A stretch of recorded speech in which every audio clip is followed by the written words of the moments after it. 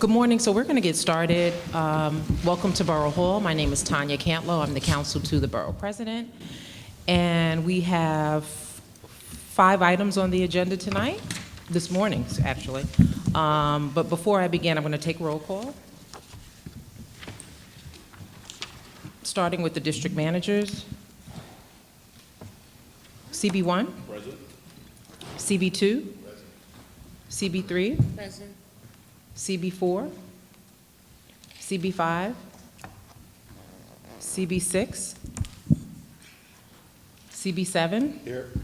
CB8? CB9? Present.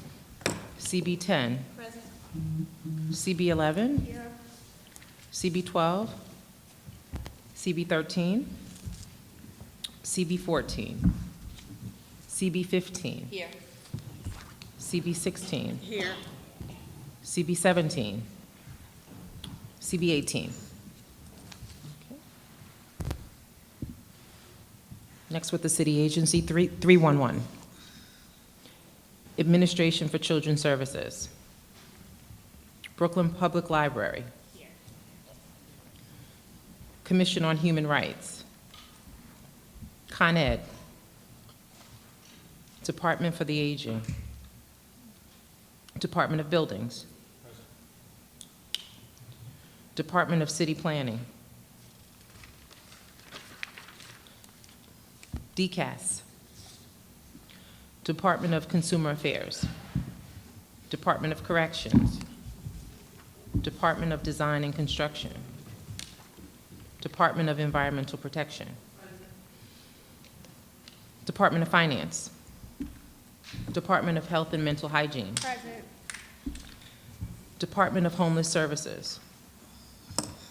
Department of Housing Preservation and Development. Department of Information Technology and Telecommunications. Department of Parks and Recreation. Department of Probation. Department of Sanitation.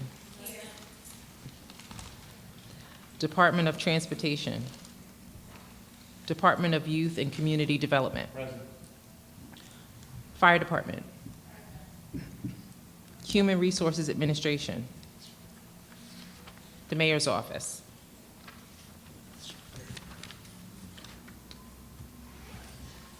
Stay here? Okay. National Grid. New York City Housing Authority. New York City Transit. Office of Management Budget. Office of Emergency Management. Police Department. Small Business Services. Here. Did I miss anyone? Okay. So our first presentation is New York City Civic Engagement Commission. We have Dr. Sarah Saeed, who's the Chair and Executive Director of Civic Engagement.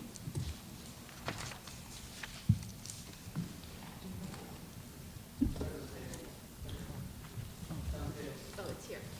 And you can go there to the mic if you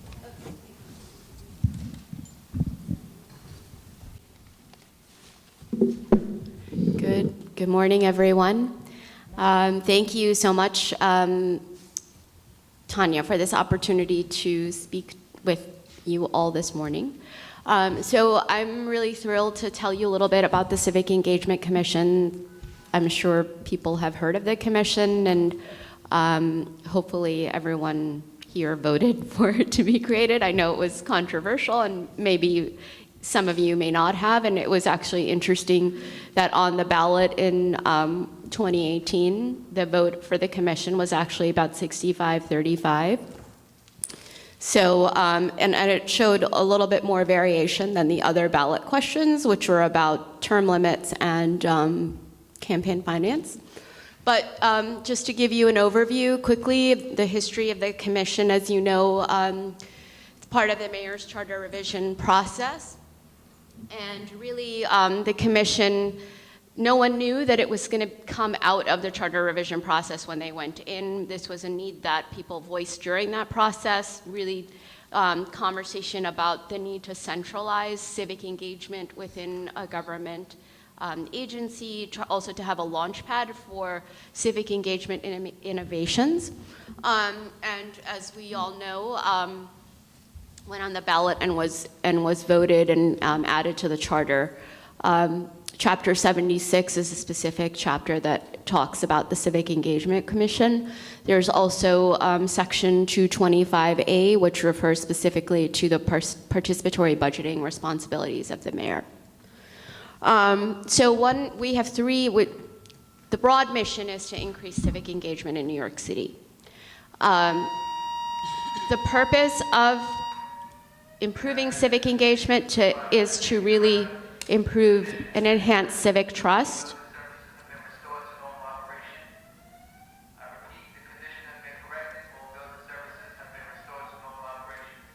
It's the all good is alarm. That's a relief. So to really enhance civic trust and strengthen democracy in New York City is kind of the broad wording of what we are tasked with doing. Three specific mandates, however. One is citywide participatory budgeting.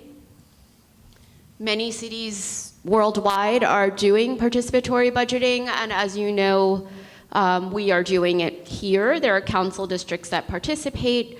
Also, the mayor had added funding to do PB in the school system, and that's been rolling out.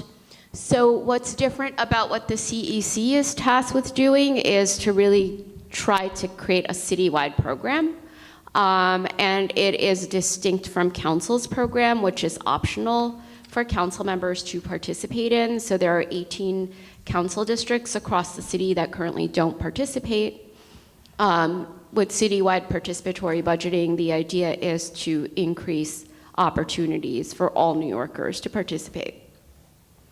And we are tasked with working with, across branches of government to institute this program. So working with council, borough presidents, community boards, local CBO partners, everyone is supposed to sort of ideally get involved in this to really build out robust engagement, particularly among specific populations such as veterans, youth, seniors, people with disabilities. These are some of the community, and immigrants, some of the communities that are named. As you all probably know, PB is open to everyone, regardless of citizenship status. Also open to young people, so it's a really great avenue and a doorway. That's how the vision is, to sort of bring people into engagement, hopefully connect them to more opportunities down the line. Just by also to establish a PB advisory committee, which we have.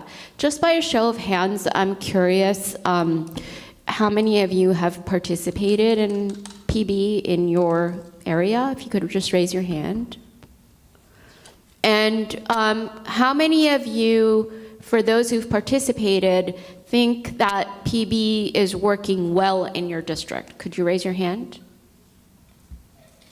Oh, not that many people. So this is the kind of thing, like, we're eager to learn from people who've been having, who've been experiencing PB, what it's been like for you. Because in all the programming we're doing, we want to add value. We don't want to be duplicative. I'm going to try to speed it up here. One of the other areas we're tasked with working in is the Mayor's Office of Immigrant Affairs has been running a pilot program to provide interpretation at poll sites. For the past 3 years, we are tasked with taking that over. November 2020, the CEC will be running poll site interpretation. So in conjunction with that, we have proposed a methodology by which we're selecting languages in poll sites, and public comment for that is now open. Will be open until March 1. Holding a public hearing on it on February 18th, and we welcome participation from you all in that hearing.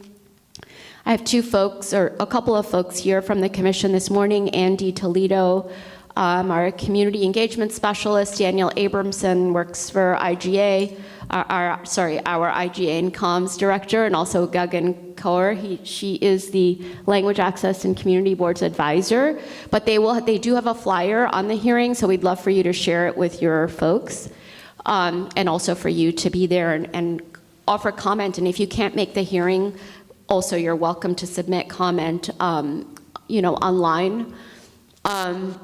Assistance to community boards, the most relevant for you all.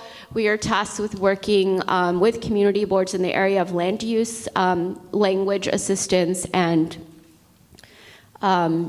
technology, and other, sort of support that you might need. So we're working on a needs assessment and would love to talk to you more, both one-on-one and as a group, to go in deeper into what these needs are. So we're looking to convene you all around this and also set up one-on-one meetings. So we've been meeting with the borough presidents on this mandate. Also started to talk with community board leaders across the city. We've done a convening in Queens and the Bronx and looking to do more. And we also have a written needs assessment that will be, if you haven't already gotten it, we'll make sure that we get it to you. And this is really to help us, identify your needs better, because as I mentioned before and can't underscore enough, really want to work in partnership and add value to what's already being provided to strengthen your capacity. That was something else that was voiced during the Charter Revision Commission, is just community boards need support in capacity building, so that's what we're trying to provide. And I'm happy to take, if there's time for a question or two, happy to take your questions. Yeah. 2 slides earlier, assistance to community boards, urban planning, address limited English proficiency. I didn't write fast enough. Technology, thank you. Yep. There was a couple more hands up. So currently, in the case of our board, is when it comes to PB, we work directly with the council member. Is there any plans to get the community boards actually directly involved in the PB process? There is no specific plan for PB yet. We're definitely interested in exploring that option, just as we are looking at design options right now, because what does citywide actually mean? No matter what kind of process we institute, whether it's at the council district or the community board district, requires a lot of buy-in from the folks who are going to be supporting this process. So one of the things we are asking during the needs assessment is if CBs are interested in this kind of opportunity. Would you like to comment on that? I think that I'm not sure if anyone has approached community boards about being a vehicle and an avenue for PB, but we're definitely thinking about it. No decisions have been made, though. Well, to the extent that the council members involve us in the PB process, we're there to help out, but that's the extent where, like, we set up a polling site at our offices, but that's really, we're not involved in the process. I don't know if community boards want to be more involved. It's actually a very tedious. It's a hard. Community engagement is hard, right? Like, you all engage your communities all the time, and the challenge of making those connections and building that kind of network and getting people in through the door, even to your meetings. So there is a challenge, and we can go into it more deeply when we talk with you all, just what you think about this. I think that there could be strengths to doing PB at the community board level, because again, it's a way to pull people in, bring in diversity of your communities, and there's no requirement that they have to be like citizen or vote like CBs. You don't have to be a citizen to take, vote on the things you're proposing to communities. So it could build your membership, right? Create a pipeline for community board leadership. There are all kinds of pluses. And on the challenge side, of course, very labor intensive. So we'd have to talk more about how that would look and all of that. But we haven't ruled it out, and we also haven't decided on it. But it's an idea we're contemplating. Thank you. First of all, I want to thank Andy Toledo, whoever he's been, for joining us at District Service Cabinet, because I don't know how you're going to assist us in engaging our communities if you're not engaged with us at the ground level. Totally. So I think that's really important, and he was very patient and sat through a long meeting and heard a whole bunch of stuff. I imagine, too, that you're reviewing our district needs statements. It's something we all work really hard on, and it has a lot of really valuable information in it. I wonder if you're also working on the agency side. So you're working to help us engage, us being citywide, engage community members. Are you also working with agencies to reach into communities? I'm a little bit concerned. This is just a for instance. I'm a little bit concerned that the Department of Homeless Services, DSS, does not yet have a point person on census count to assist with the street homeless count for the census. So stuff like that. Are you on the agency side of assistance as well? Yes, that is part of what is written in the chapter 76, is we are tasked with working with agencies, and definitely what we're trying to do right now is plan, just as we're doing a needs assessment, want to get a better sense of what agencies are doing around community engagement. We're looking to do a digital portal that would sort of centralize some of this information and think about ways to strengthen engagement. Yes, it's very important.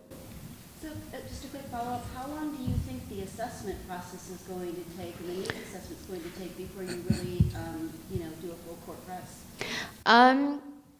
We started, so what happened was the commission was announced in April, and it took several months to onboard staff. So we recently just filled the last line about 3 weeks ago.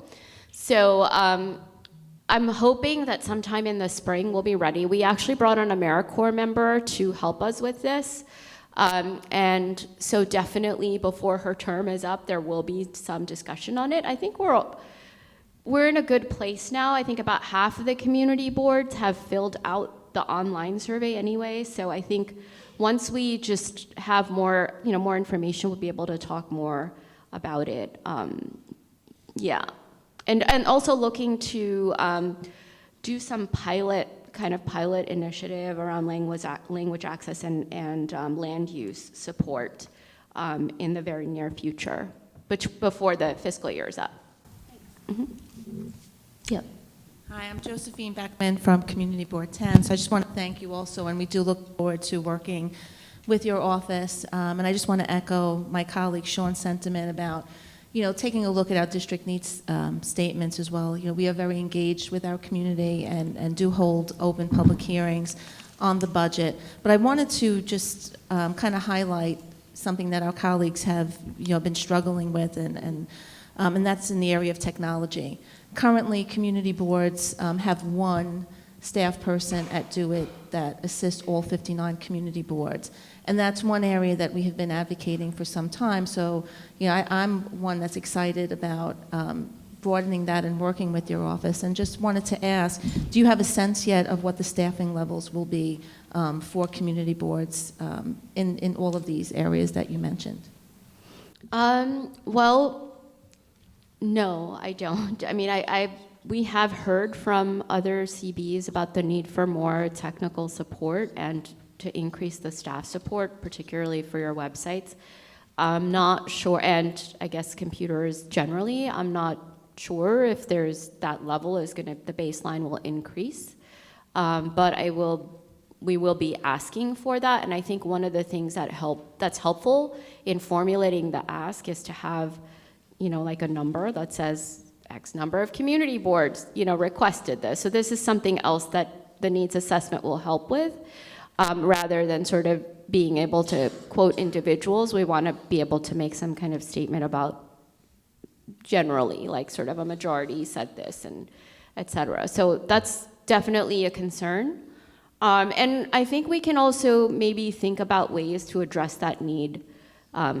Let's say there is no increase in staffing line, right? What can the CEC do to support? What are the needs that are actually there, and how can we help in the interim?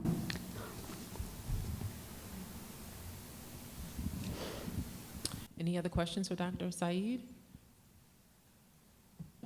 Okay, if not, thank you so much. Thank you. And please, we will be looking to meet with you more and talk more. So hopefully we can connect on that really soon. Thank you so much again for the chance to speak. Thank you. Okay, our next presentation, New York Foundation for Senior Citizens Home Sharing Program. We have Cassandra Roberts.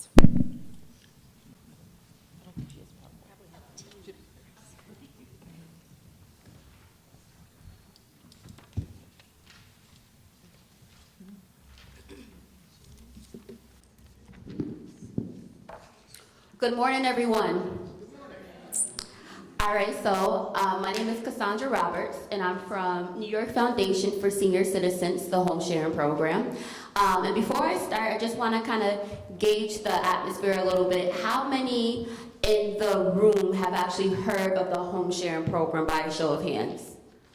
Wow, okay, so that's pretty good. All right, so my role is actually the community outreach worker. So I go out to various locations in all 5 boroughs and just share about the program, okay? So New York Foundation, the Home Sharing Program, has been around since 1981, and still a lot of people haven't really heard of us, right? So we are an agency, pretty much. The program, the idea behind the program, the backbone behind the program is to help seniors age in place. So we have found that, a lot of times people, they buy their homes, they buy apartments, they raise their families, sometimes they raise their grandchildren. Everybody, becomes of age and kind of spreads their wings, moves to different locations, sometimes out of the state. And then you have a senior who has a home or an apartment with multiple rooms, and they're the only one that lives there. And then you also have, on the flip side of that, you have individuals who need a place to stay. So New York Foundation kind of looked at this situation and saw that as the cost of living increases, prescriptions and things of that nature, but yet pensions, Social Security, and that amount is not increasing. So how can we kind of help with this situation? So the Home Sharing Program came around, pretty much it's this idea to help people who need a place to stay move in with somebody who has a home or apartment. The person who has a home or apartment, they're considered to be the host. The person who is moving in is considered to be a guest. The guest pays the host a monthly contribution that is typically based on the host rent. So typically they do not charge more than half of their rent for a room. On average, what we see in Brooklyn is about $750 and higher for a room. So what we provide essentially as a non-for-profit is a free matching service. So both individuals come to us and they say, if a host, they say, hey, I have a spare room or I have 2 spare rooms in my home and I want to sign up for your program. One of the reasons why a lot of people want to sign up for our program is because we do background checks and we do a comprehensive interview. That comprehensive interview, pretty much, we're looking at 31 different criteria, lifestyle criteria. So we're asking you a little bit of everything. We're asking you if you're a morning person, can you do stairs? How close to a train do you need to live? Give us 3 words to describe you. Do you cook a lot? Are you a friendly person? We try to get an idea of who this person is so that when we go ahead and do the matching process, we're matching with what the person can afford, the neighborhoods that the person wants to live if they're available, as well as personality and interest based. So pretty much we do background checks, and the same questions that we ask the guests are complementary for the questions that we ask the host to try to match them as good as possible. So we are actually funded through the Department of the Aging. So at least one person in the agreement has to be 60 years or older. That is only one person, okay? So the other person essentially just has to be 18 years or older. So this adds an extra layer to the relationship where it can be an intergenerational match, or it can be two seniors together, or it can be like a younger senior and an older senior together. It really doesn't matter, just as long as one person is 60 years or older. And one question that we get a lot of is, well, what's going on with the lease, right? So in lieu of that, we don't have a lease, but we have a license agreement. The license agreement is a law-binding document that was created by the lawyers of New York Foundation. And it's pretty much like a template that we, when we sit down with the guests and the host, or once they decide that they want to move forward with each other, we input the amount of money that is going to be given from the guest to the host for the room. And there's also a clause in there for a 30-day termination that both parties end up signing. So the 30-day termination is this: either party, the guest or the host, can present the 30-day termination when they want the guest to move, or when the guests themselves would like to move. And after they present it, after those 30 days, the guest is subject to move because they signed the documentation. We also have another form of this arrangement.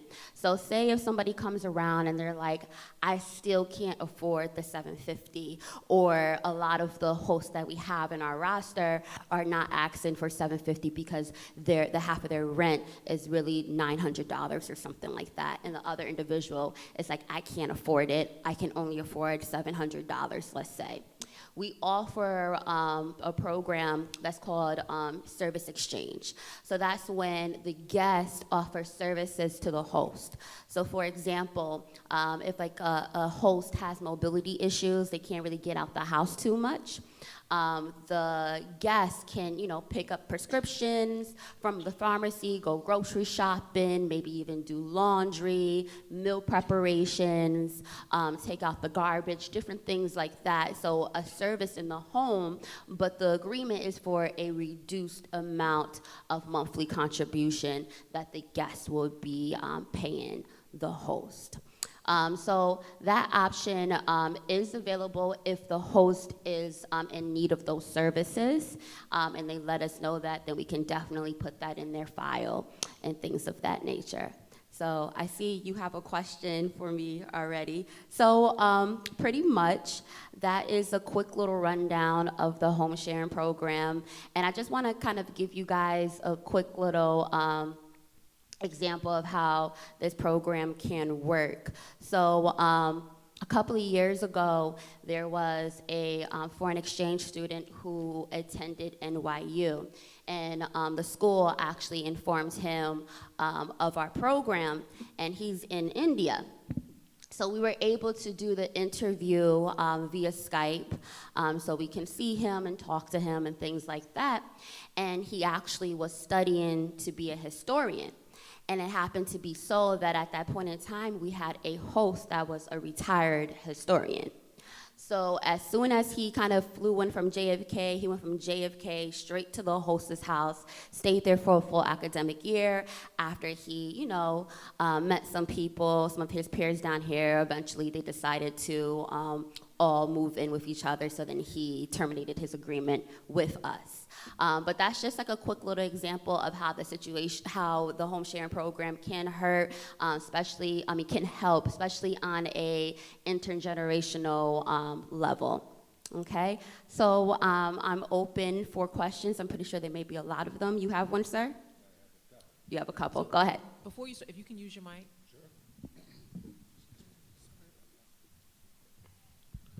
So you said it's a 40-year-old program, right? 1981? Yes, almost, yes.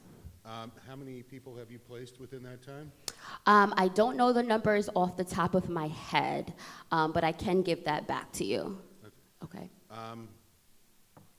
So I could never live with another human being again, but back when I used to have roommates, I knew that there were always a lot of conflicts. do you provide a conflict resolution program? Yes, so that's a really good question. So in regards to if there's like any kind of issue, we do provide mediation services. We tell the guest and the host, let us know if there's any kind of issues that arise, because a lot of times the issues is due just to miscommunications and things like that, and then after we mediate the situation, the thing that was forming into a mountain just kind of dissolves and things like that, and people are able to kind of live together. Yeah. And lastly, there may be seniors, for example, with different mobility issues. If the person moving into the home has greater mobility issues than the person living there, do you provide some sort of grant or low-interest loan or something to prepare the home, whether it's grab bars in the shower or a stair lift or something of that nature?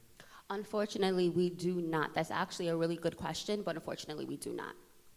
Thank you. Actually, I had a question. So Cassandra, I guess if you can just let us know from beginning to end, how long does the process take? If someone contacts you that's a host, so what would be the average time for someone to be placed? Yes, so in the perspective of a host, if their room is prepared, everything is ready, move-in ready, pretty much if someone was to get in contact with us and say, hey, I'm interested in the program, they give us their documentation, and the first things that we need from a host are very simple. It's a photo ID as well as proof of home ownership or proof of lease. So those are like the initial things that we need from them. Once we get that, we'll review those documents. We'll set up an interview either that day or the following day. Like we'll schedule something for like a week out, and then we'll interview them, get their preferences. Based on their preferences and the guests that we have, they can be matched very quickly. We don't have really a strong issue with matching too many hosts because we are in need of so many hosts. The thing that can be a little bit more challenging is matching the guest. Because guests are a little bit more restricted. Sometimes they have preferences with particular areas in particular boroughs, and then also the amount of monthly contribution that they can pay also can restrict them a little bit as well. But for hosts themselves, sometimes a host can come in and it can say, let me see, it's February 11th. Some people can say, I really want somebody by March 1st, and that's a possibility that can happen. So you say like maybe 3 months, you think? No, less than that. For a host, a lot less than that. If they're move-in ready, it's almost immediate. Good morning, everyone. Celeste Leon, District Manager, Board 4, covering Bushwick. So I have a quick question about the criteria for eligibility for the hosts. I'm sorry, I'm trying to see who's talking. Oh, you are. All right.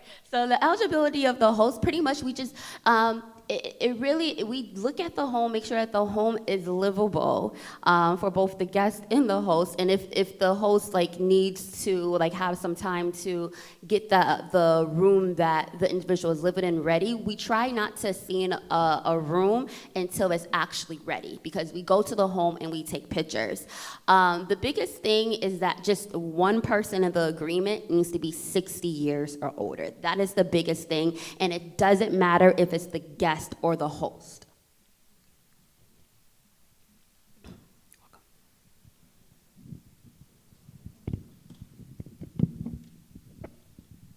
Good morning, Cassandra. Sharice Lawrence, obviously Department for the Aging. Thank you for being here, and thank you, Tanya, for allowing New York Foundation for Senior Citizens to shine a spotlight on older New Yorkers. Thank you for taking the suggestion that we speak to the district managers and other colleagues. So you mentioned peer-to-peer. What about the peer? What about the intergenerational component? How is that working? Are you finding that younger people are willing to take in older? That's a good question. So a lot of younger individuals who come to our program, they they want to live with somebody who is older. It's like a desire of theirs. A lot of times during the interview process, you would hear somebody saying that they're kind of like, for service exchange, for example, they're kind of already doing this for other older individuals that they know. They might be going to the grocery store for them. They might be going, picking up prescriptions. So a lot of the people who apply to this program who are younger already kind of have like a helping heart already instilled in them. And this is just an ideal program because now they're like, I get to help somebody and I get to have a place to stay. So it kind of works out really well for them.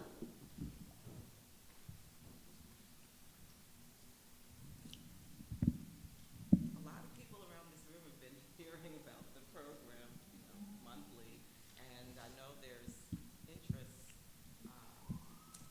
Laura, if I can refresh your memory from maybe last month, you said that you thought that in your community district in Ward 15, Sheepshead Bay, Erickson, Manhattan Beach, there are potential posts, but you had some There could be, concerns yeah. about I have seniors that are mental cash poor, capacity. that are having a hard time maintaining their homes, and they're alone in these big homes, and they're always asking for programs. That's why I inquired about this program, to get some more details. Do you feel that it's been answered? Because I couldn't bring that information to you. No, I didn't know have- it's available now, I understand it a lot more, so thank you for that, yes. I don't know if they would be able to have someone else in their home living with them, that's my concern, if they're stable enough to bring someone in. My concern is about their mental capacity to have a stranger move in with them now. That's the only reason why I haven't reached out for the program. Any other questions for Cassandra? Okay, if not, thank you so much. Thank you. Thank you very much for having me. I'm going to put some palm cards on the table in the back. If you're interested, our number and information is on it. Those information is going to be available in both English and Spanish. Thank you. Okay, our next presentation, New York City Care.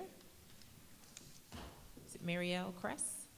She's the Executive Director of New York City Care.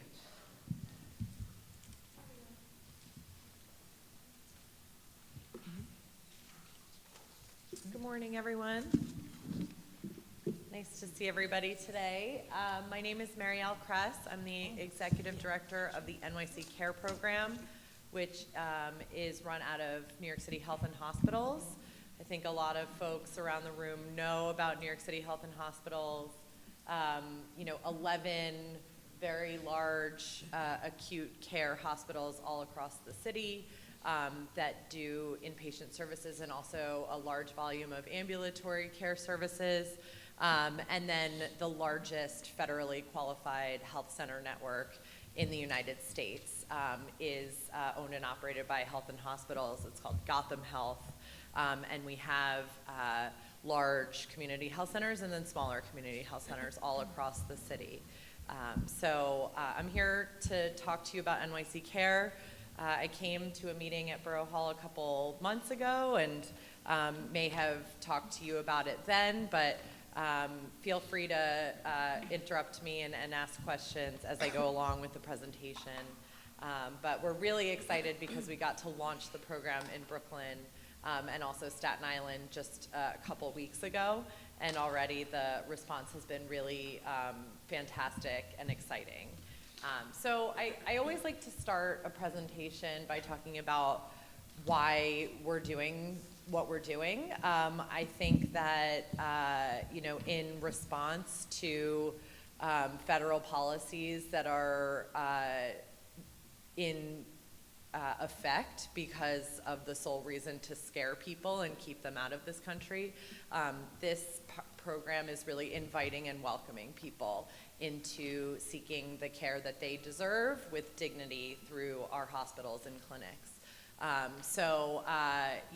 This program espouses the value of equity. We want people, no matter where they're born, how much money they make, to be able to get the life-saving health care that they need for themselves and their families, and to be able to do that with no concern for their privacy. So making sure that every material that we share with people talks about our commitment to privacy, not sharing information with any federal government agency, or making sure that people know that there are a lot of laws in place that protect their privacy and that we're not keeping things like their immigration status in a database. So that's really the lens through which we created this program. And I'll talk a little bit about what it is. So there are 600,000 people approximately, maybe a little less now, in New York City in the 5 boroughs who are uninsured. They're not enrolled in health insurance. And we think that about half of them can get enrolled in health insurance, but they're not enrolled. And we want to reach out to them and make sure that they know they're eligible for health insurance and that they can enroll in it. But we think about half of these folks are ineligible for health insurance. No matter what happens, they can't enroll in health insurance, and that's largely based on their immigration status.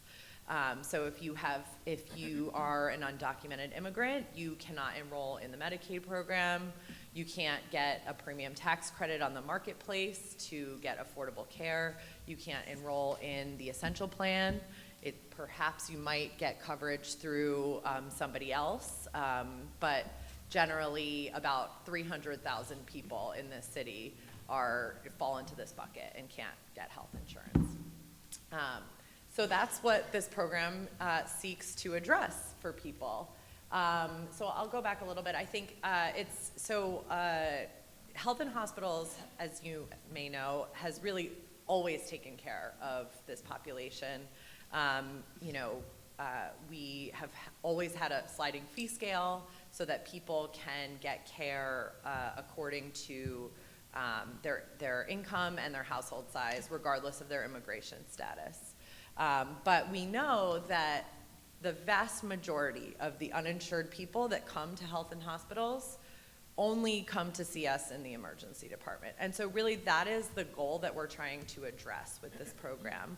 I get a lot of criticism when I go out and talk to people, and people are also very excited about it, but I like to address the criticism head on by saying that, this is different. Yes, we have always treated this population, but the program is different for a number of reasons. We want to invite people in to use our system much differently, and we need to be able to serve people reliably through the system. So it's really making systematic changes to the enterprise, all of those hospitals and clinics that I mentioned, in order to serve our uninsured patients better and our insured patients better.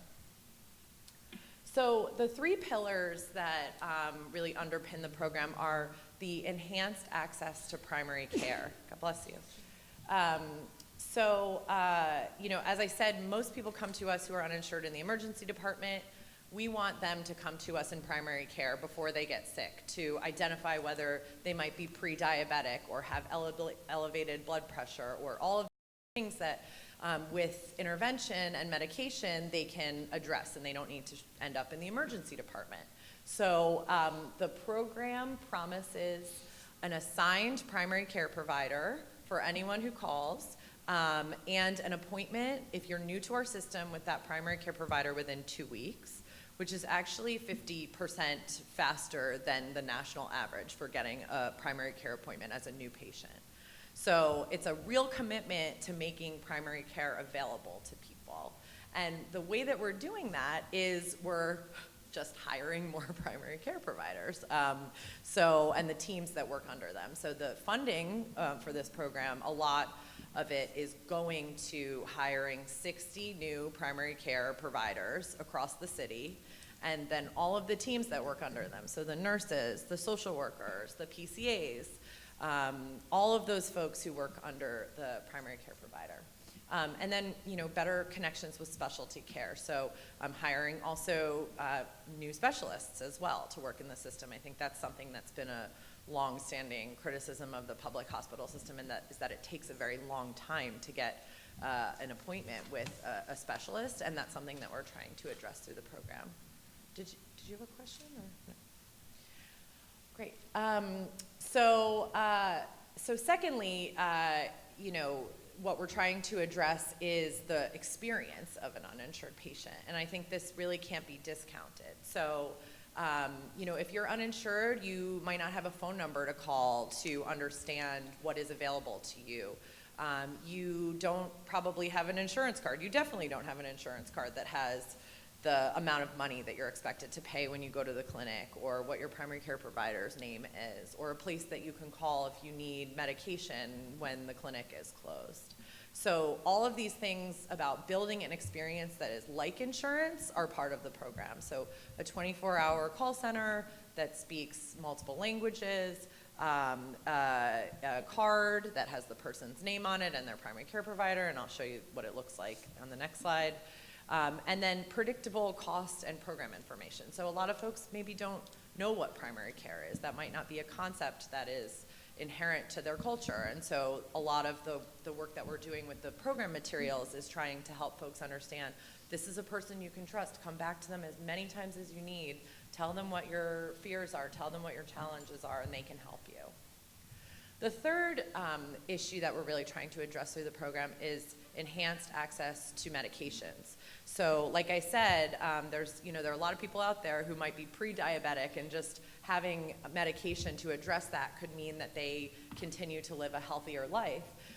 But our pharmacies in our clinics and our hospitals were closed earlier than the last appointment in a clinic. So if somebody had an appointment with a doctor at 4 o'clock in the afternoon on a Friday and they were uninsured, our pharmacies in our hospitals and clinics are the only pharmacies they can go to. CVS will charge them whatever CVS pays for a medication, but they would have had to wait until Monday morning to get those life-saving medications. So when we rolled out in the Bronx, we extended pharmacy hours at all of our 5 facility pharmacies. One of them is open 5 days a week till midnight. Many of them are open on Saturdays and Sundays. And all of them are open 1 hour past the last clinic appointment. So it's a huge upgrade for the system. It's very important. We just did it in Brooklyn as well. Okay, so are you planning to extend in all 5 boroughs, or you Yes. just, okay, you are? Yes. So actually, that's not the next slide. So we launched in the Bronx on August 1st. The mayor announced this initiative in January. So it was a quick turnaround for being able to do a lot of work to get this done. I started in April and have been, working with a great team at Health and Hospitals to make it happen. The day that I came, the mayor, the initial timeline for rolling out all 5 boroughs was the end of 2021. And he gave me a gift on my first day of work, which is to announce at a press conference that we were actually going to do all 5 boroughs by the end of 2020. So we're doing it, and it's going well. So I can't complain. We just did Brooklyn and Staten Island, and we're going to be in Queens and Manhattan by the end of 2020. Just going back to pharmacy, the last piece of it is that if a person needs medications outside of our facility pharmacy hours, we also have relationships in all 3 boroughs that were live with CVS's that are 24 hours, and patients can call the 24-hour call center and get a very urgent overnight medication refill if they need that. In Staten Island, it's actually even more important because we don't actually have a facility pharmacy there. We do shipments from our other pharmacies, and so those CVS's on Staten Island are actually being used much more and during clinic. But it was a huge gap for our patients, and I think something that is very inviting to people and want to come and use our system. So here's the card.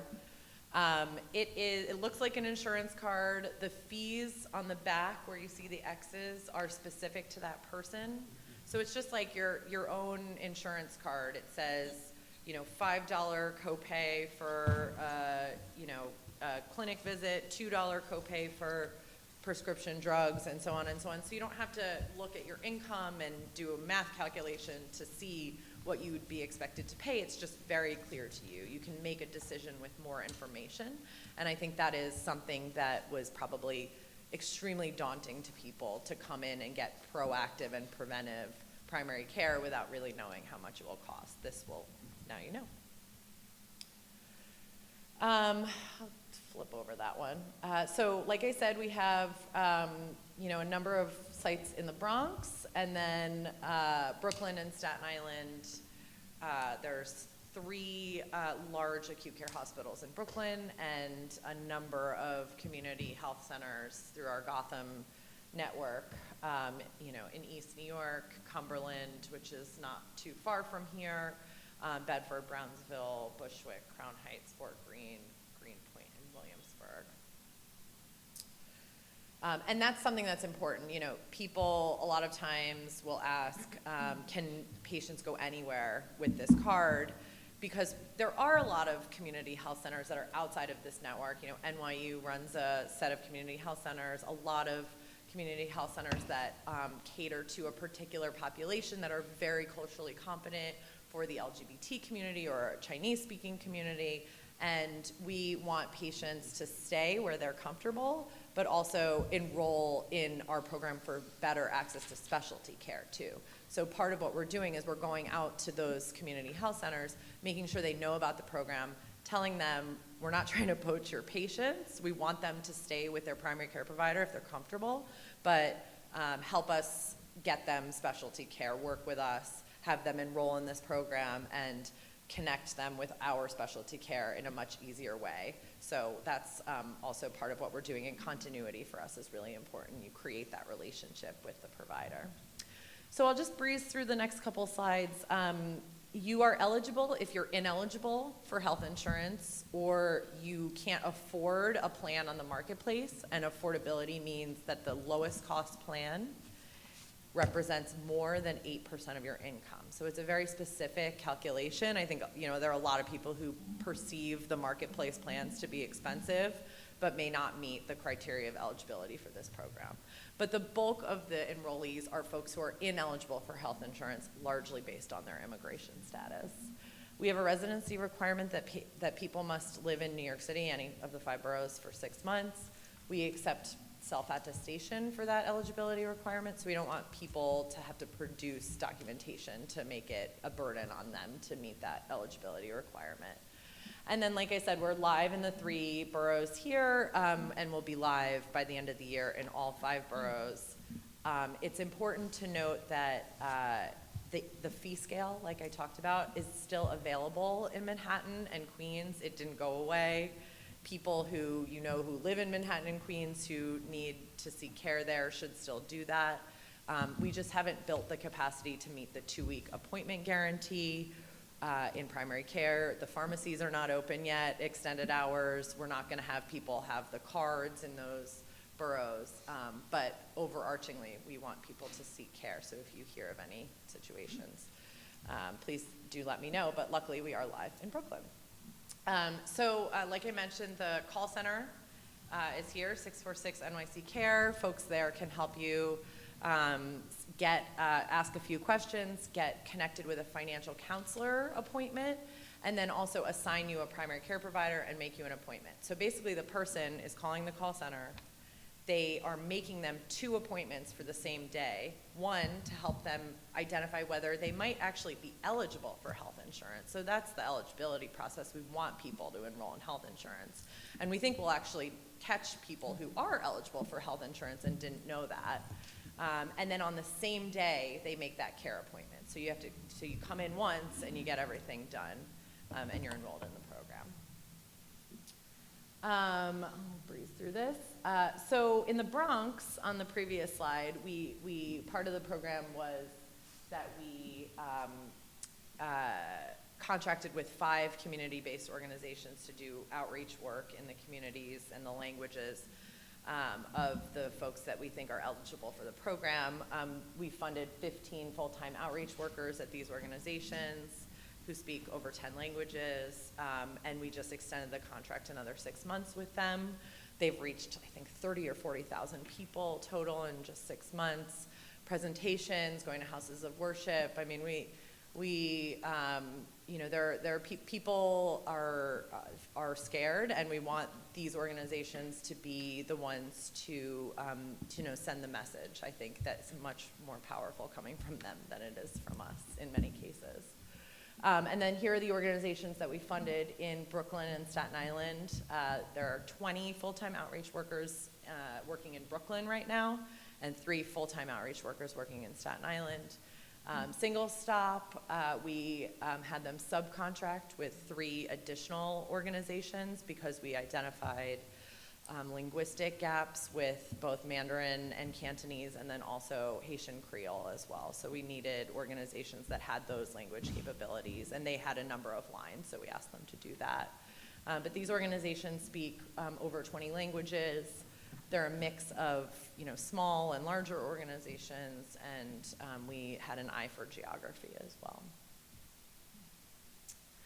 You'll start to see these around Brooklyn as well. We did this in the Bronx. I kind of started the presentation talking about the criticism. I think, some of the criticism too is that this is just an outreach campaign, right? And I think what I've presented makes it clear that it's not, but I also think that that is so big of a part of what we're doing here, which is inviting people in, telling them they have a right and an entitlement to get care and be healthy, and serve them with dignity and respect. And this is what we want the public awareness campaign to really message to people.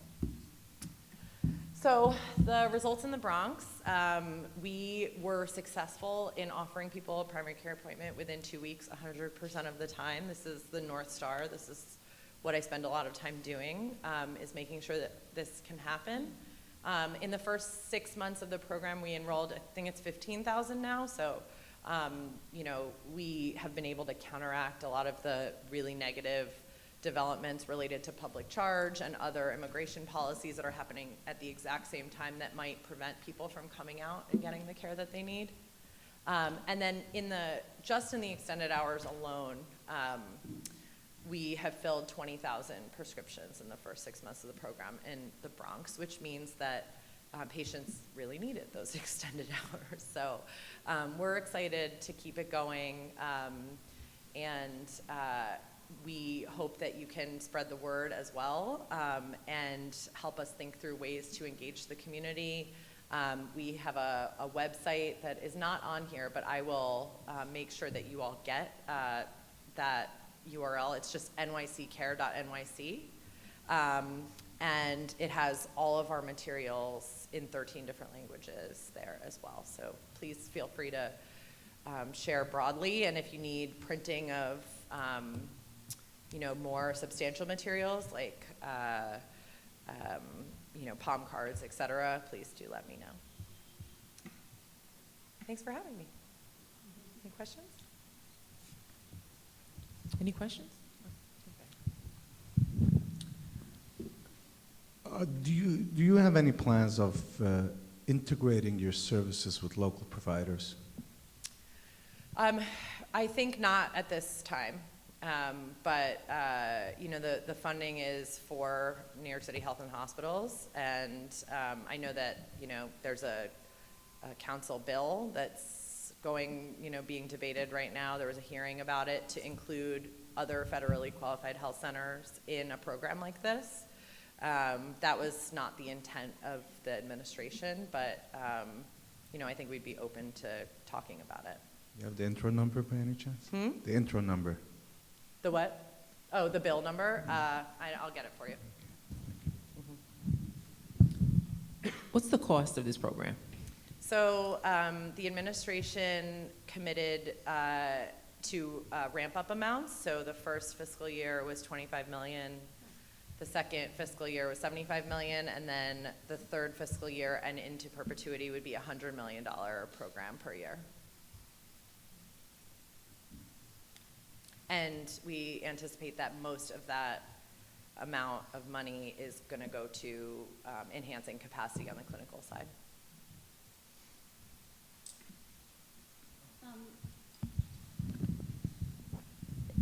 Do you have, and not to present it here, but would you have the data on drilling down on the immigrant communities who are uninsured in terms of like country of origin, how long in country here, and that sort of thing?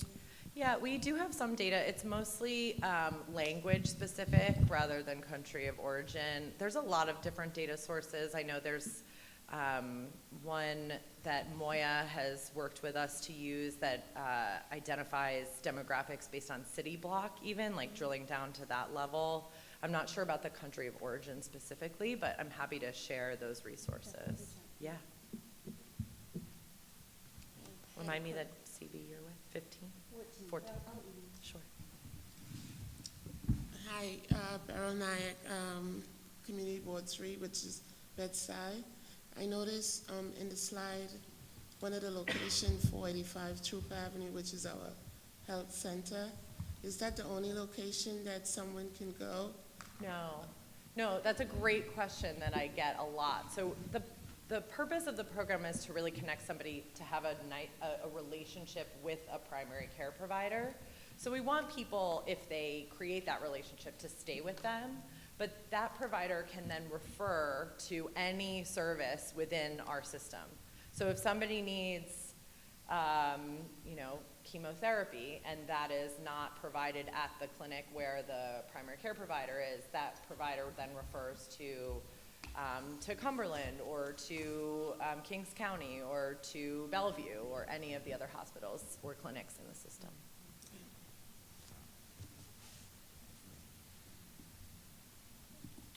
Feel free to email me at any time, and it was a pleasure being with you this morning. Thank you so much. Thank you. Thank you so much.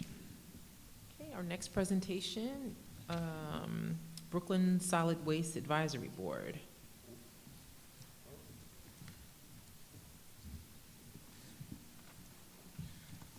Okay, Rhonda Kaiser is a member and outreach director with Cafeteria Culture. Is Greg presenting too? And also Greg. Greg, okay, also, and Greg Todd, who's the coordinator of the Organics Committee.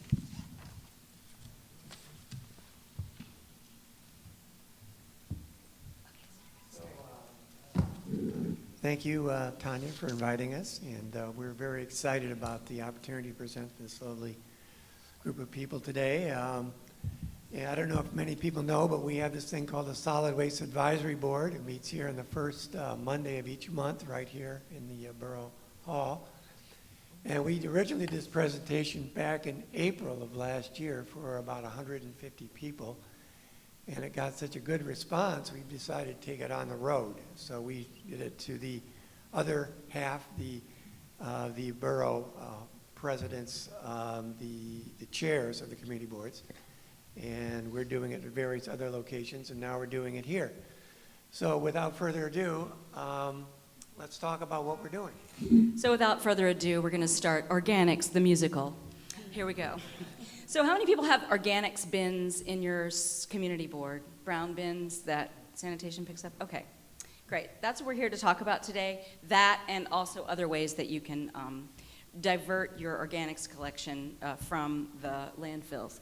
We are the Solid Waste Advisory Board. We're a volunteer group of citizens who are vetted by the Borough President's office and appointed by the Borough President. We advise the Borough President on policy, and we also host a lot of community events to bring information, such as this presentation, out to communities as much as possible. We host events here, and we bring people in to the Borough President's house, who really, a lot of times, have never been in this building before. So it's a really nice introduction and great way to interface with people who are concerned about, as we are, the solid waste issues. So we know there's a lot of issues that the city's been facing. We heard 3 other presenters tonight, this morning, talking about them. So why are we concerned about waste? And I think that really breaks down into 4 areas, probably working from my right to the left. High cost of disposal. Right now, we have no active landfills in the city of New York. As you may know, the fresh kills haven't been closed in the 90s, so every scintilla of waste that we do not divert ends up in a landfill, often in states far away from here.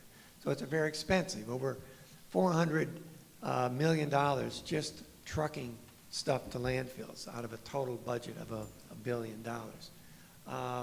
Greenhouse gas, if organics end up in a landfill, which 1/3 of our waste stream is organics, it turns into methane, which is at least 20 times worse greenhouse gas than carbon dioxide that we all know so much about. We have a very low recovery rate in the city.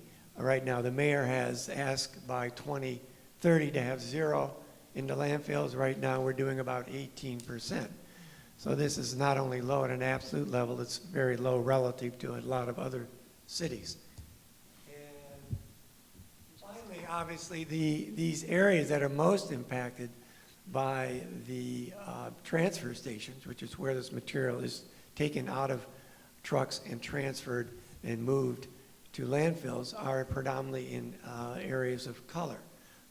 Particularly in our borough, it's Williamsburg, Greenpoint has something like 1/3 of all the city's transfer stations, predominantly areas of color. So this is also an environmental and a social justice issue. So you guys, have you all seen this sign on the back of a truck, or have you seen the 0 by 30? Does everybody know what it means? Okay, good. That's good. We like that. Okay, so 0 waste by 2030. How many people think this is possible, to send 0 waste from New York City to landfills by the year 2030? How many people think it's definitely not possible? How many people think it's possible if we just make some adjustments or get some education? Okay, yeah, there's really no wrong answers. It's just, you know, we're all hoping. I mean, in part, we're sort of trying to do our part, you know, to reach out to community to try to help make it possible to divert more of our waste away from landfills and incinerators. So just to kind of give you a scope of the problem we have here. Our waste pie, if you want to call it, doesn't sound very tasty, but one way to look at it is about 1/3 of our waste pie is recyclables. That stuff, all of which could be diverted and recaptured. Locally, we have the Sims facility out on South Brooklyn, and we also have the paper processing facility in Staten Island. So this is done locally. Recoverable organics, again, about 1/3. That's food scraps. Unfortunately, right now, we're only getting about 1% of organics. So that means that 33% effectively is being sent to landfills. And then we have another smaller fraction. So a total of about 2/3 of our waste stream, a little more than 2/3, could be diverted. So why are we focusing on organics? Because we all have seen videos about the plastics problem, and we know that's an issue. But today we're focused on organics because it actually is black gold right under our feet. It's the heaviest material in the waste stream, so if we can get that out of there when we truck our waste away, it's going to cost us a lot less money to tip it somewhere at a landfill. It also offsets the carbon when you make good, healthy soil. It helps offset, you're actually capturing carbon out of the air, which is a good thing in terms of climate change. And also, you can do, the more we can educate people about organics, the more locally, we can process it. If we have a backyard, you can process it in a backyard. You can do it in a park. There are lots of places, there are a lot of community gardens around, so that's the benefits of organics collection. So just take a look at our current system. Right now, it's a very good system in the sense it's very convenient. You take your recyclables, your trash, or whatever to the curb. It's picked up for free by sanitation. Maybe if you miss sort, you get a fine, but effectively, in most cases, it's free. Unfortunately, and of course, the good thing about having free is we don't have a lot of illegal dumping. Why bother to dump it illegally when they'll pick it up for free? The problem, unfortunately, is people perceive things as free as not having much value, so we don't get a lot of material that could be separated. It's not much difference whether they put it in the trash can or the recycle bin. It's all the same.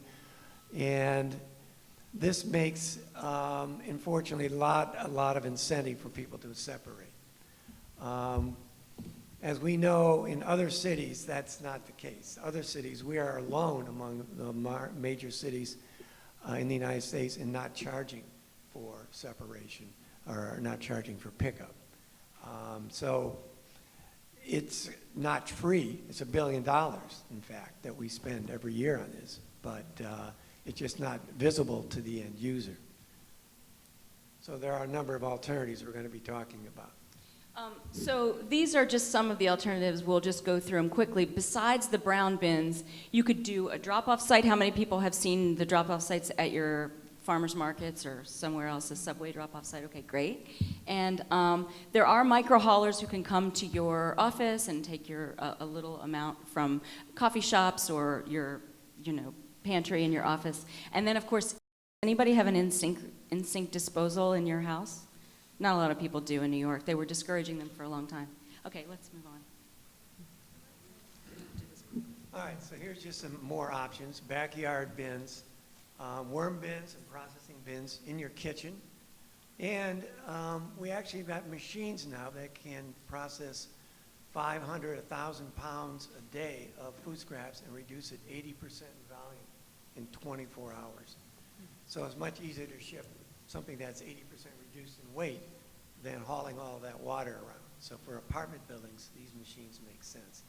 So separating your food scraps after you eat and you've got leftovers that you're not going to save or Grandpa Joe's not going to eat them, you will scrape everybody scrapes their organics into, currently, usually the trash can, right? It's the same action, but you're just putting it into a different bin. All you're doing is separating it out. So and then we put our trash out on the curb in a bag, and if it's mingled with trash and food waste and everything, then it's in a bag, then of course rats want to get to it. These bins are designed, thanks to the DSNY, so that rats can't get into it, and also it's hard for them to smell, they lock. So it's designed actually, it seems like people think about it's all the foods together, they think it's going to invite trouble. It actually is designed to eliminate the current troubles that are there. Yeah, which unfortunately one of the biggest resistances we hear about organic separation is something that's a technical term called the ick factor. And the reality is that unlike recyclables, plastic, metal, glass, food will rot. And if you leave it at the curb, especially on a hot day, it will begin to have an odor. And that is one of the big problems we encounter with people not wanting to do the brown bin thing. And there are some solutions. Yeah. So, as we know, the DSNY provides this free weekly curbside pickup, and to about half, I guess, of all customers, that seems right. It's about half. Is that right? DSNY, something like that. Yeah. Okay. So you can get, if you're in a big building, you can go to the website nyc.gov/organics, and you can apply if you're in a bigger building of 10 units or more. And then if you're in a current area that has them, they don't automatically give it to the big buildings. All right, we're just going to move on. So I guess it's always a lot of curiosity. What happens to these organics once we do separate them? And there's a number of things. Some of it goes up to the West Fresh Kills, where there's a processing facility. Some goes upstate to a facility in Dutchess County. And some is sent off to the DEP, where Waste Management Inc. is actually creating a slurry and hauling it and putting it into the anaerobic digesters at DEP. And a number of facilities are actually processing it locally, like the Red Hook Farm, which is in Red Hook, obviously, Earth Matter on Governor's Island, Fresh Kills, and Bigger Use has a number of facilities. So those are the locals. So, of course, it's great to have a brown bin pickup, but we also advocate for localizing. So if you can take your scraps to a green market or a local garden, that certainly increases community engagement and raises awareness about exactly how it happens and lets you see the whole soup to nuts process of how your avocado pits get broken down into worm food and then feeding your plants. So one of the great things about organics, if you can get to a drop-off facility, is you don't have to wait for sanitation to come pick up your organics, especially if it's a hot day. You're worried about the ick factor. You now can drop off at a hot spot, at a drop-off spot. Sanitation operates. There's a number of gardens that have drop-off sites. It puts you in the driver's seat and makes you the one now who controls the destiny of your food waste. So this is one of the things that we are definitely talking about. So the reason we wanted to present today here at the Borough Cabinet meeting is that we really want to come to community boards and present this and really have question and answers, because a lot of people do have, the main thing is the ick factor. I feel like that's the barrier right now, and people don't really understand why, first of all, and why on a big level, and also why on a personal level, how it's going to help your own lives, how it will change your relationship to bugs and rats. So we invite you to certainly reach out if you'd like us to come. We have other members of other community boards on our Brooklyn Solid Waste Advisory Board, and we'd love to come and help just spread the word. So I guess we could take any questions. Yeah. Oh yeah, I'll give you the next slide.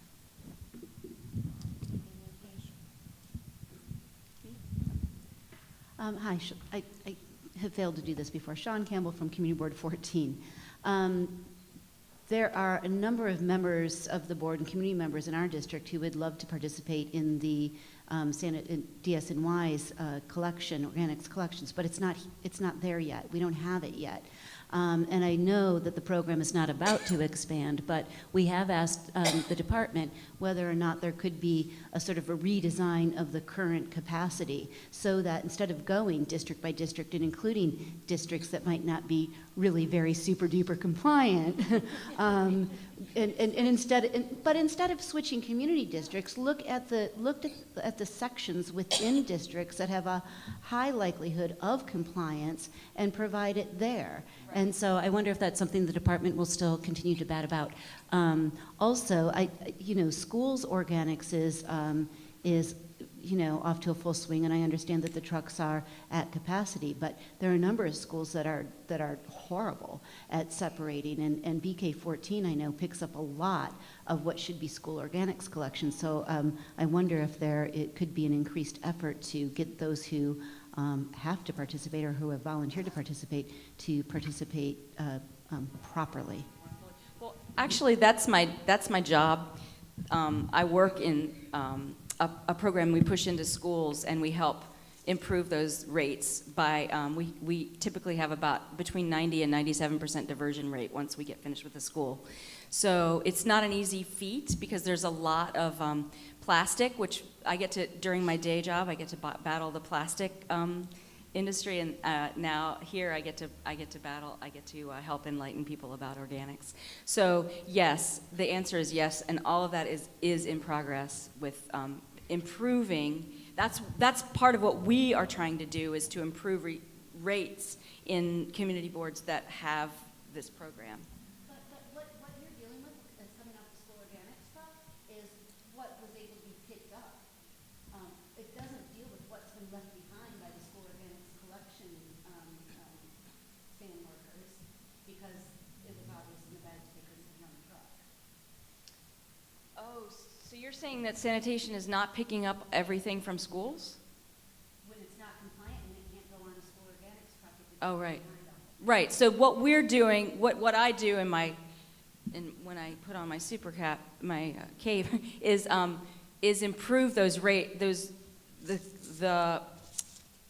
we lower contamination so that there aren't any bags that can't be picked up once we're done, and that's a long learning curve. I can say that we're one of the biggest contaminations is all the plastic in it, and we're about to have on May the 15th plastic-free lunch day citywide. So that's going to help. Yeah, let me just add that any community board can get more drop-off sites. and especially in areas that there's a lot of engagement.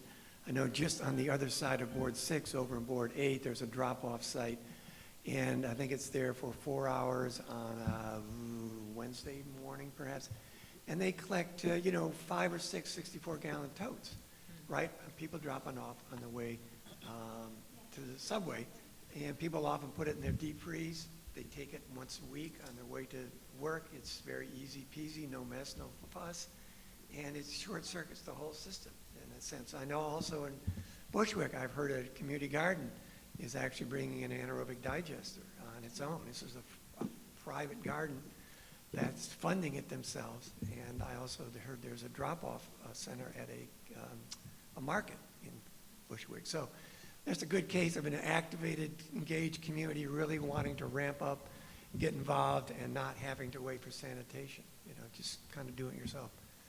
Yeah, so my question is, were you involved in, or did you advise Department of Sanitation to reduce their sanitation services to the schools in my district to force them to do organics? No, we didn't. I can't. Yeah. No. Okay, because that's what they've done, and because the schools weren't. I'm talking about private schools now, weren't participating, so they actually reduced 3 pickup days for the large schools in order to force them to do organics. That didn't help, so right now we're stuck with a bunch of garbage on our streets. So I just wanted to know if there was any discussion with SWAB regarding that. That's a very fine detail that we're not part of, like, inside of the discussions about things like that. We have our own meetings, and then we'll advise or recommend or such. So we did have a presentation from the Zero Waste School coordinator in our last meeting. So that would have been a good question to bring up if you had been able to get someone to our meeting on the first Monday. We often have presenters from the schools talking about their zero waste programs. So that's a good place to get some feedback on those questions. Okay. Celeste from Board 4 in Bushwick. So I'm glad you mentioned Bushwick. I wanted to just share that we do have a lot of newcomers coming in. We have BK Rot. We have a community garden that currently has compost hours. We have 2 drop-off locations in the district. And I think that this has been pretty consistent for the past several years. However, as you may know too, Bushwick is going through a lot of significant changes. And so whereas this may be something that certain people are interested in now, certainly not the entire community is interested. And one thing I picked up from the presentation is that there's a lack of incentive, right? So when we think about it, there are some people that are already composting, they put it in the freezer, they drop it off, but there are some people that have no clue how to even begin that conversation, let alone connection to it. And so I'm just wondering if you've given some thought to incentives, just making sure that communities stay connected and that we can kind of bridge those gaps. That's a great question, and we talk about it a lot. The carrot versus the stick. Do we want people to be fined for not doing it? Do we want to give incentives for doing it? We don't necessarily have the power to, do any of this stuff. This is what we can do, and so this is what we're doing. But yeah, incentives would be amazing. Yeah, I mean, it's obviously hugely controversial to charge somebody for something they got for free. I mean, it's happened in the past. We did institute water sewer fees a while ago, and it's dramatically cut the amount of waste in water. So it's not inconceivable. There are people, Antonio Reynoso, chair of the sanitation committee, has talked about save as you throw.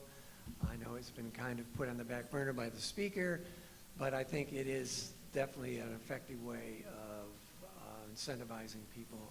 And if you're going to get fined, why not just pay something up front? And that way, if you do the right thing, you pay less. That's the sense of it. So, in addition to there being no incentive, there's no disincentive in that there's no fines if you don't comply. I don't see how you can institute a fine if it's not a citywide program. I think Right. Some people would be very angry about that. Right. But I don't see how to increase compliance if the only thing people really get out of it is a good feeling. Well, And no roaches and rats. I would disagree with that. If you have to store garbage, even if the rats can't get into the bin, you're still gonna have roaches. And if your neighbors do it wrong and you're in an apartment building, you're still gonna have rats and roaches. But You're still having the same amount of stuff, you're just putting it in a different place. I'm just saying that we need to figure out a way to make this a citywide program in order to ramp it up, because there is no way to get people to comply. Right, except for, right, the good feeling. And that's why Organics, the musical. I just want to say, Broadway in scene. addition to I think, the ick factor, I think people think time. You know, it's easier just to dump everything in one place opposed to just separating. So maybe like educating them more, right. That's a great, just add that into our. Yeah, I know, particularly there's a whole rat mitigation zone that's been created in Bed-Stuy and Bushwick right around this. And I know our borough president is very outspoken about the whole issue. And clearly, if the thing that the rats want, which is food, is locked up in a way they can't get at it, it would tend to make sense that that would help deal with that. And I don't know there's been much education around that. I don't think it's maybe intuitive, but when you do put a black bag at the curb and sits there all night long, it's kind of like a smorgasbord for vermin. Not a good thing. You touched on it before regarding the composting in the kitchen, and you said what people were discouraged. I think it was made illegal. You're not supposed to have one. Oh, the sink. Yeah. They're legal now. Yeah, they were illegal. I think They were under illegal, Giuliani, right. They made them legal. So now. Okay, so how about, in my opinion, that's the easiest way to get more New Yorkers to participate if we encourage those, especially for large buildings that can just goes right away. Yeah, you know, that's a little, like, there's pluses and minuses about that. There's no truck traffic, there's no, you know, carbon footprint to that. But DEP has, it goes into the wastewater treatment system then, and so DEP, I think I don't think if everybody did it, I don't think there would necessarily be capacity for that, to treat that. But that's I think that's a great Not thing about to think everybody, let's just start with the apartment buildings, you know, anything above 50 apartments has one, whatever, something like that. I think there's a pilot going on about that. I'm not going to speak to it because I don't know. I know, do you guys? Sanitation have any, I heard something about NYCHA buildings being Yeah, involved. right. I think there is a pilot, but I don't have the details on that. That's also a DEP question. Yeah, yeah. But great, that's great. See, good thinking. Once we have these questions and we don't want the brown bin, we start to think about how to divert our waste, which is like, maybe you wouldn't have thought of that before, but now. No, I've thought of that before because in my district, you probably know, District 12 is is one of the pilot districts and it's not complying. And that's why we have this issue with sanitation in our schools, is because they're trying to get around the non-compliance, in my opinion, being very, very draconian in the way they're treating my district. But there are ways to get around this and get people to comply and do it willingly. If you just go over to the sink and just dump it, and it's just much easier, and people would do it rather willingly, I think. But the whole bin thing is just not working out. Well, so it's good for us to come here because we weren't aware of this issue of noncompliance in District 12. So it's good for us to know this, and we can take this back to the board and, you know, have this information. If you'd like us to come and present to your community board or your sanitation committee, we'd be more than happy to come and engage you on that. So.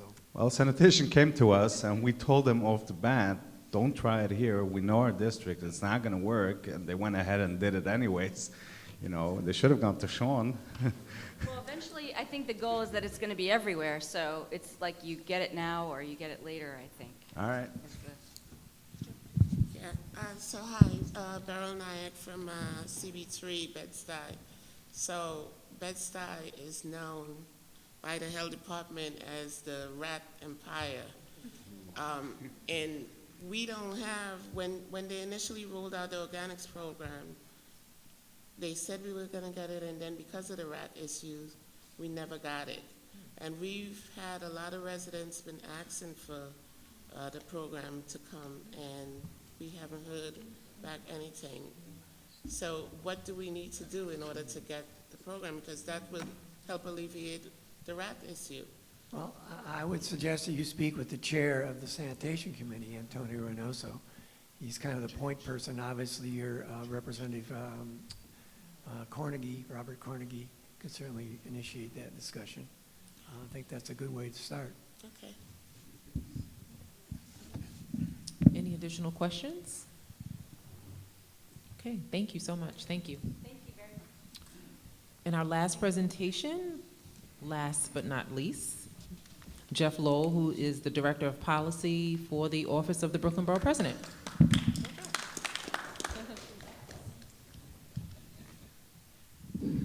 Hi, good morning. It is still morning, right? We're still morning, yeah. So as Tanya said, I'm Jeff Lowell. I'm the Policy Director for the Brooklyn Borough President. I'm just going to give a quick overview today. This may look like a lot, but it's really just I'm coming back from vacation. My mind is still sitting by a pool somewhere. Just so I don't forget anything. So the policy team at Borough Hall is actually quite small given the size of the borough. We have about 6 team members. Some of them are sitting right over there. They came to answer any questions if you have any after. We have Evan Burr, who does economic development, energy, environment, housing. Sherman Jackson. Sherman does some transportation work for us. He does a lot of writing, editing, a lot of research. He's also good at vetting people, so if you want to partner with the borough president, you feel like someone's watching you, it might be Sherman. And we have our Director of Community Affairs, Nan Blackshear, who also does seniors issues. And so they're here to answer questions that I won't be able to answer.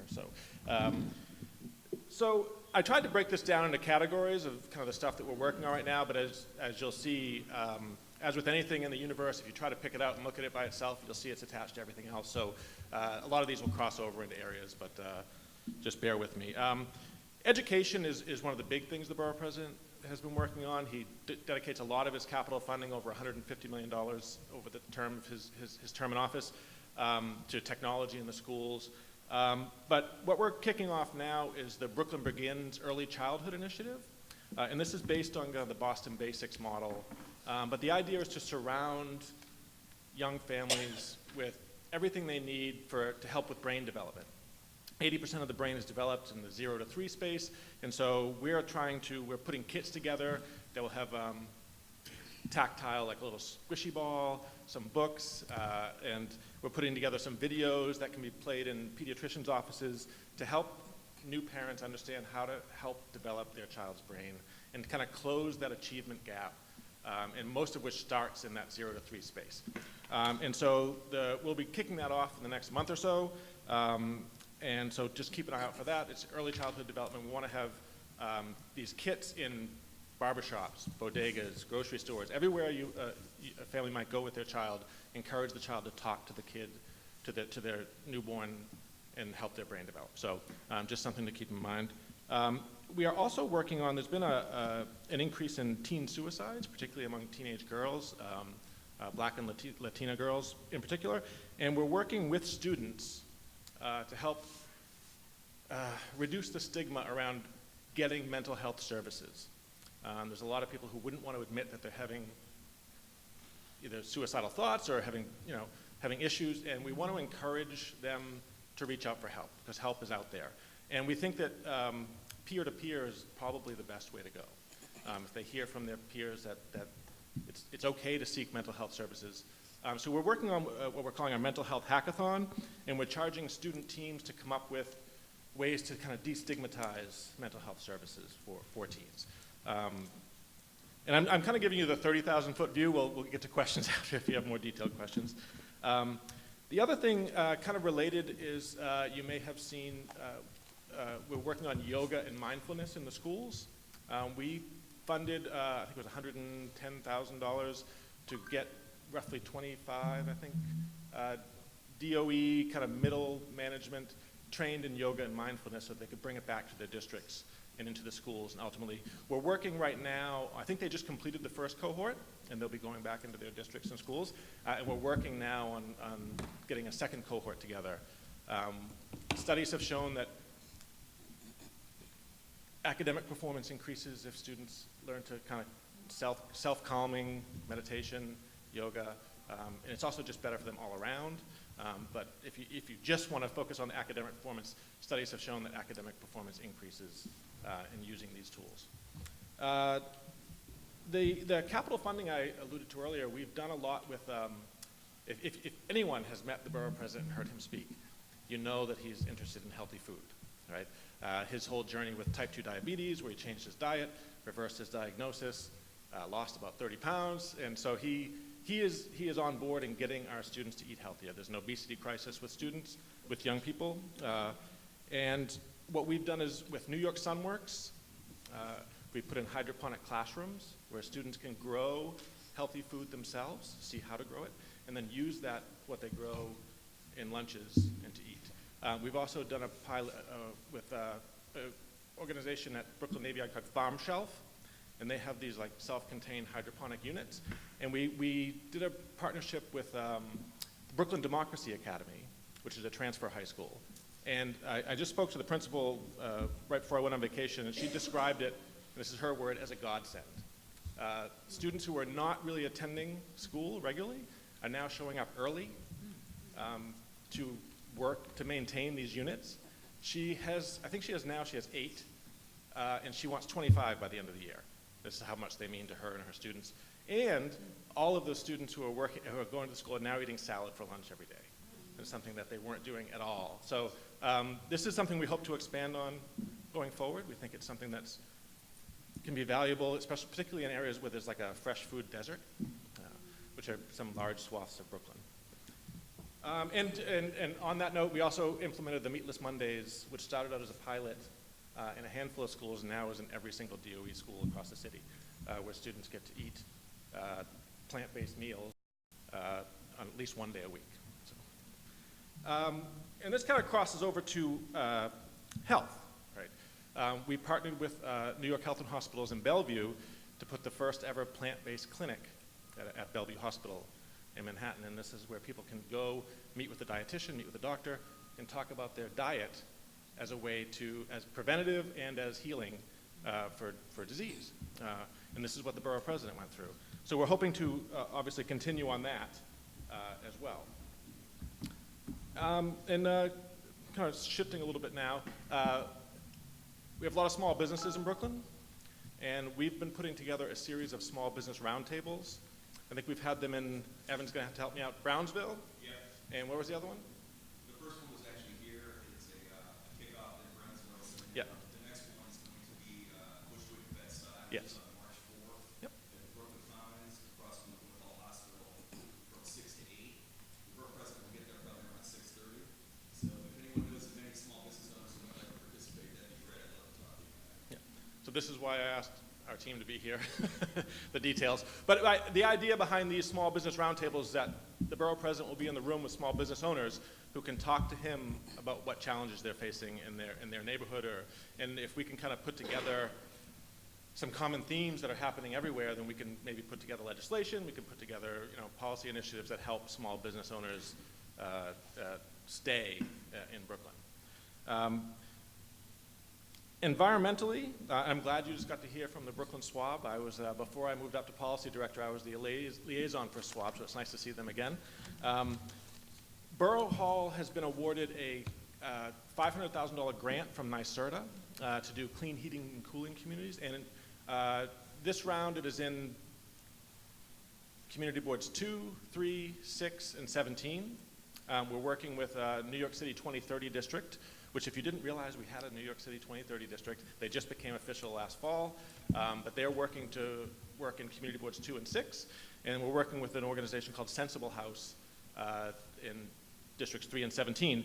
And we're also working with AEA to do the workforce training component of that, where people will be trained on how to install clean heating and cooling technology, particularly air source heat pumps. and also maintenance of those. So there's a workforce training, job creation, and also just better environmental practices for our buildings. And if you don't know already, we had some big changes to the local laws that now buildings have to comply and do better with their energy efficiency. It was expanded to more buildings, and so we hope that this initiative will help them comply and encourage other buildings to do the same. Let's see. Oh, so one of our big initiatives we're working on right now, there's been a rise in hate crimes in Brooklyn and across the city and across the country, particularly anti-Semitism. And the borough president created the Breaking Bread Building Bonds initiative. And this is a series of dinners around the city. I think the first one happened in Jackson Heights, which is one of the most diverse areas of the city. It's a diverse area in a very diverse city. And this is where 10 or maybe a few more people from different backgrounds, different lifestyles, get together and have dinner. And it sounds very simple because it is. Like, the idea is that we have more in common than we have differences, and if we can put people in the room together to have conversations around a meal, which is something we all do, this is a good way to get people learning about each other and being more tolerant of each other. So I think we've had 4 or 5 already. I think there's one tonight in Park Slope. There's one tomorrow night in Dumbo. And then we have well over 100 people signed up to host these dinners. And we'll reimburse $100 towards the dinner. It's probably not going to cover it all, but it's a kickstart to get the dinner going. And we have well over 100 people who have signed up to take part in these dinners. So what we're doing now is trying to organize these dinners around the city and make sure that there's a diverse amount of people around the table at every dinner.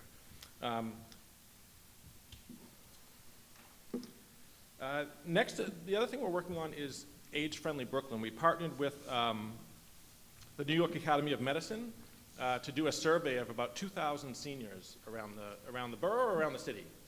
Borough. And the response to those surveys has helped us put together a report. It's on our website, which is brooklyn-usa.org. If you look under media and under reports, you'll see our age-friendly report. There's a lot of recommendations on there around housing, transportation, just general lifestyle. And we're hoping to put together a task force to help kind of implement those recommendations. And it's really just trying to talk. A lot of our research starts with talking to the people who are affected by policies.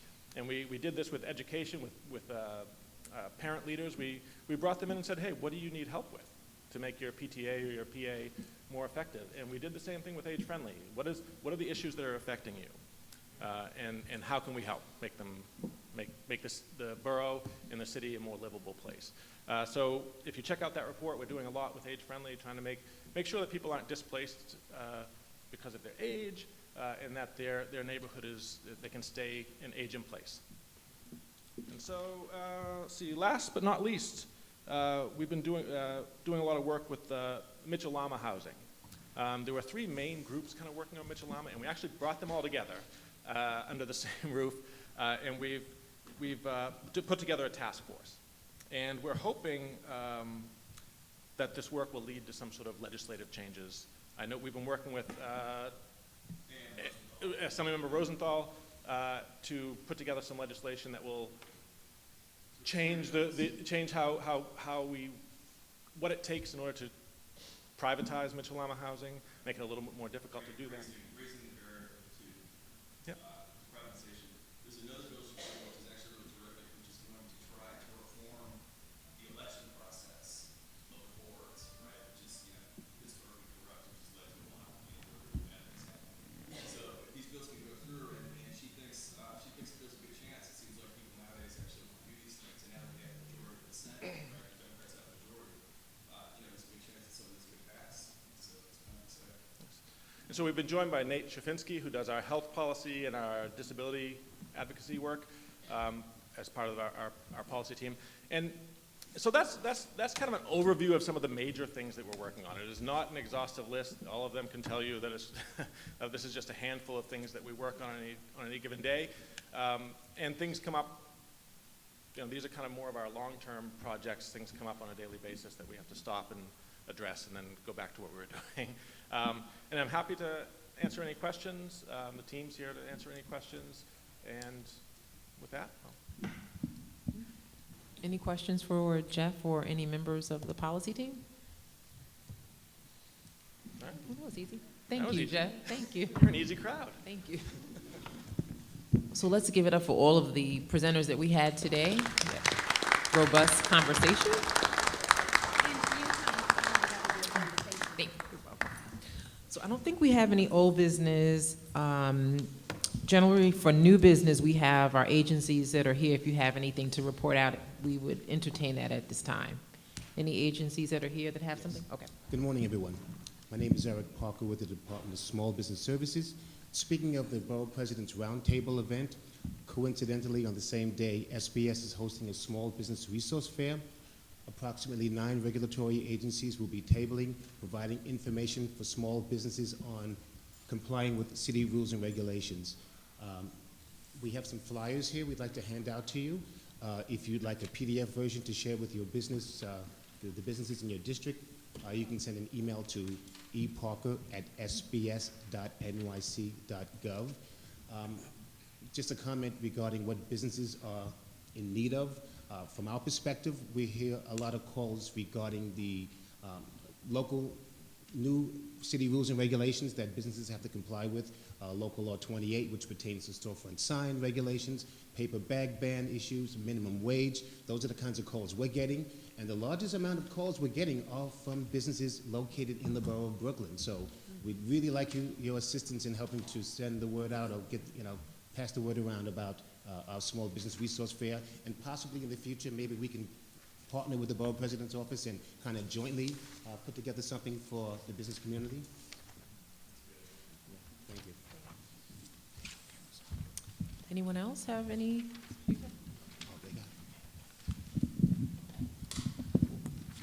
Okay, I've been mentioning that Aging Connect is coming to the Department for the Aging. For those I have not seen, it's a call center, and I know that there are plans underway.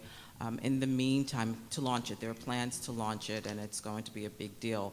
But in the meantime, if you have seniors, older adults who would like to call, if you'd like to call, the number is activated. It's 212-AGING-NYC, which is 212-244-6469. That number is being used. There is staff available to answer calls and to make the proper referrals. No one else? Anything? Sanitation? You? Okay, come on.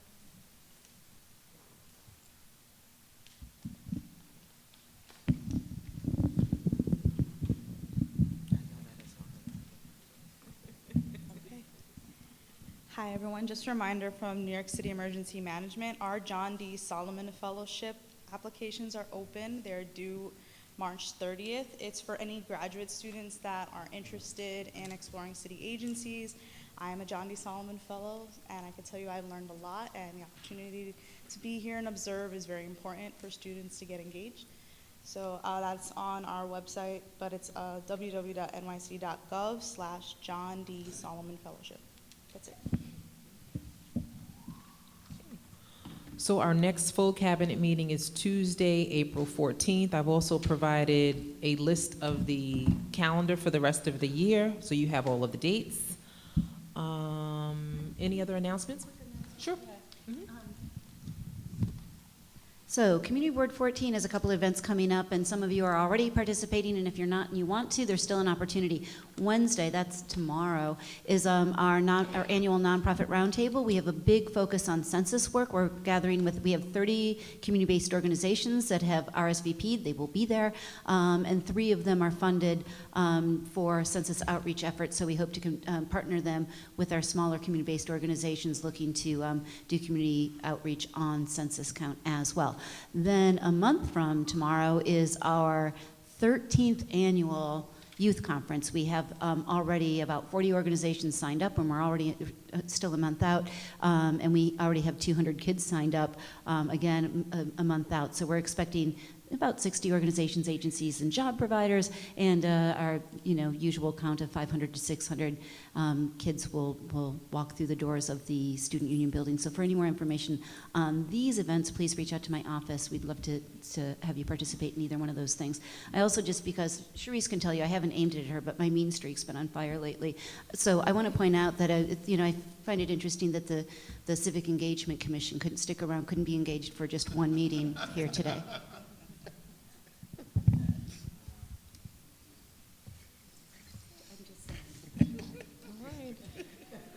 If there's nothing else, the meeting is adjourned. Thank you. Have a great week.